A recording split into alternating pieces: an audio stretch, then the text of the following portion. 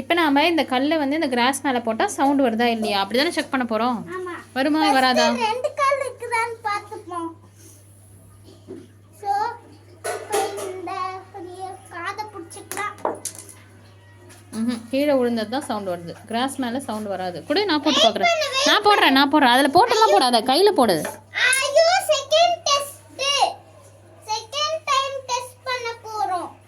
So நீ ஒண்ணும் சொல்லாத. எங்க இருக்குது காது? இது லைட்டா வந்துச்சா சவுண்ட்? அது ஏன்?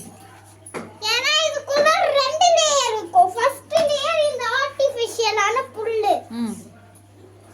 ஓகேவா? அதுக்கு அடுத்து செகண்ட் லேயர் இதுக்குள்ள இருக்கிற ஒரு பிளாஸ்டிக் மாதிரி எலாஸ்டிக். ஓகே, இப்போ இந்த தரையில போடு. ஃப்ளோர்ல போட்டா சவுண்ட் வரும். லேயருக்குள்ள வந்து ஒரு புட்டி லேயர் இருக்கும். அந்த பிளாஸ்டிக் உள்ள அது ஐரன். ஐரனா? அப்படினா? சாரி, அயன் மாதிரி. ஓகே. இப்போ அந்த பிளாஸ்டிக் டேபிள் மேல போடு. Plastic table. ஓகே.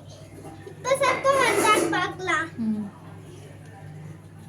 நீ கையிலே வச்சு போடுப்பா. வந்து நம்ம உள்ளே ஏர் மட்டும் பிளாஸ்டிக் அந்த மாதிரி போட்டோம்ல. நீ போட்டனா எகிரி போய் வெளிய விடுப்பா. கையில வச்சு போடுப்பா. பிளாஸ்டிக் உள்ளே ஏர் வந்து wood. தெரியுதா?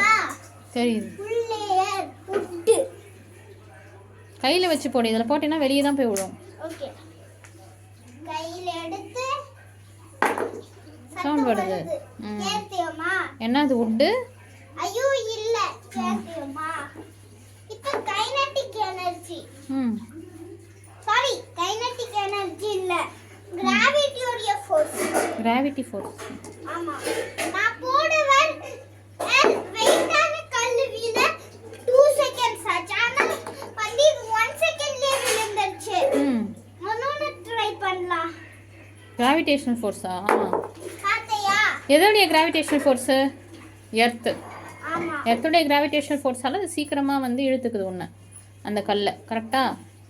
ஆமா. நியூட்டன்ஸ் ஃபர்ஸ்ட் லா என்ன? ஒருவேளை இந்த லாவா இருக்குமோ? நியூட்டன் அதானே சொன்னாரு. என்னது? Gravitational force. பட் நியூட்டனுடைய தேர்ட் லைன் இதா இருக்கும். செகண்ட் லா வந்து every action has an equal and opposite reaction.